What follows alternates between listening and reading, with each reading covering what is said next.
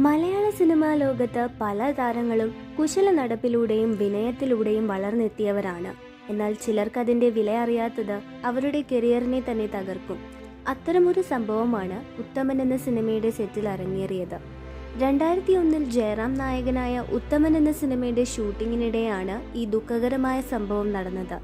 പ്രശസ്ത സംവിധായകരായ അനിൽ ബാബു കൂട്ടുകെട്ടിന്റെ ഈ സിനിമയിൽ ജയറാമിനൊപ്പം സിദ്ദിഖ്, ബാബു ആന്റണി, ഇന്നസെന്റ്, ബാബുരാജ്, അബു സലീം തുടങ്ങിയവരും ഉണ്ടായിരുന്നു.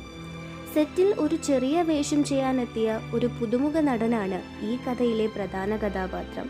എന്നാൽ അത്രയൊന്നും അറിയപ്പെടാത്ത ഈ നടന് സെറ്റിൽ എല്ലാവരെയും അത്ഭുതപ്പെടുത്തുന്ന ഒരു സ്വഭാവമുണ്ടായിരുന്നു. അഹങ്കാരം നിറഞ്ഞ ഈ നടൻ ഷൂട്ടിംഗ് സെറ്റിൽ എത്തിയപ്പോൾ തന്നെ എല്ലാവരും അതിശയിച്ചു. സിനിമാക്കാരുടെ അനൗൺസ്മെന്റുകൾ അവഗണിക്കുകയും മുതിർന്ന താരങ്ങളോട് അവഗണന കാണിക്കുകയും ചെയ്തു.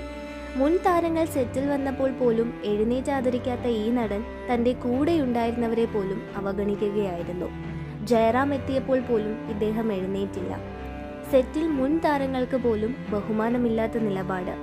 ആനന്ദ് ഭവനിൽ എല്ലാവരും കൂടെയിരിക്കുമ്പോഴും ഈ നടൻ തന്റെ ഭാഗം മാത്രം നോക്കി കസേരയിലിരുന്നു. എല്ലാവർക്കും ഒരു സംശയം, ഇത്രയും അഹങ്കാരം കൊണ്ടു നടക്കുന്ന ഈ നടന് ഭാവിയിൽ എന്താണ് സംഭവിക്കുക? ഇങ്ങനെ ഒരു ദിവസം സിനിമയിൽ ഒരു പോലീസ് ആക്ഷൻ രംഗത്തിൽ ക്യാമറ റോളിംഗ് ആയപ്പോൾ എല്ലാം വളരെ നന്നായി തന്നെ പോയിക്കൊണ്ടിരുന്നു. പക്ഷേ ഷോട്ടിന്റെ അവസാനം ആ നടൻ മുറിവേറ്റ് നിലത്തേക്ക് വീണു. ബോധരഹിതനായി കിടക്കുന്ന ആ നടനെ കണ്ടപ്പോൾ എല്ലാവരും ഞെട്ടി. ആകെ ആശങ്ക. തലയിൽ ഗുരുതരമായി മുറിവേറ്റ് ഈ നടനെ അടിയന്തരമായ ആശുപത്രിയിലേക്ക് കൊണ്ടുപോയി. ആ ചികിത്സ കഴിഞ്ഞ ശേഷം ഇവനെ ഒരു സെറ്റിലും പിന്നെയും കാണാത്തത് ആകെ ചർച്ചയായിരുന്നു. ഇദ്ദേഹം സിനിമയെ വിട്ടു പോയോ? തൻ്റെ കരിയർ തന്നെ നഷ്ടമായോ? ഇതുവരെ ഈ നടന്റെ സ്ഥിതി എന്താണെന്ന് മലയാള സിനിമാക്കാർക്ക് പോലും അറിയില്ല. മലയാള സിനിമയിലെ മുതിർന്ന താരങ്ങളെല്ലാം അദ്വിതീയമായ കഴിവും വിനയവുമുള്ളവരാണ്. അവരോട് ബഹുമാനം കാണിക്കാതെ ഒരു നടൻ സിനിമയിൽ മുന്നോട്ടു പോകാനാവില്ല.